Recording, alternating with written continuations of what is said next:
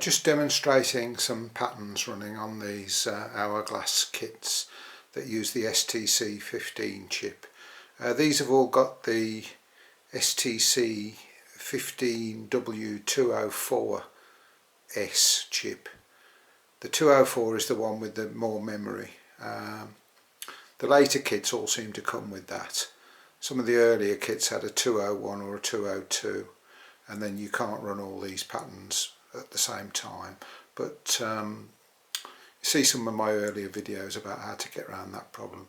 So I've got three of them here, one with a surface mount chip, two that have got the plug-in chip.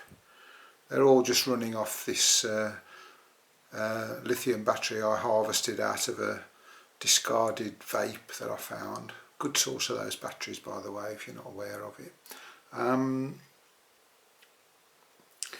So they're all running the same program, but you can see that one is running a bit faster, that one's running slower, and this one's going at standard speed. And that's just because if you use STC Gal to upload the program, you can set the clock speed. The standard clock speed for an STC15 is 11.0592 megahertz. And that's chosen to get baud rates, standard sort of baud rates if you're doing serial comms. But when you use STC Gal to program them, you can use the T option to trim the speed, and you can set it anything from about 4 meg up to 30. So I've got this one running at standard speed, 11.059. That one's going at half speed. That one's going at double speed, which is still not the fastest. I say it can go up to 30 meg.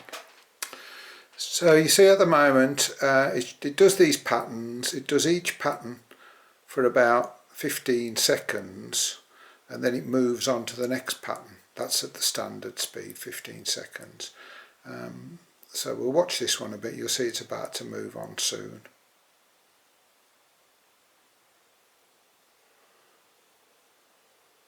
There we are. If you see a pattern you like, you can press the button once and it will lock it onto that pattern indefinitely.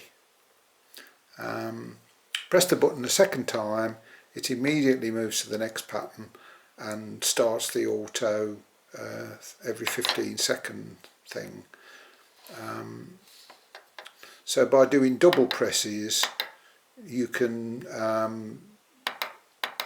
go through all the patterns if that's what you want to do, or you can, I say, you can just wait and let it happen by itself.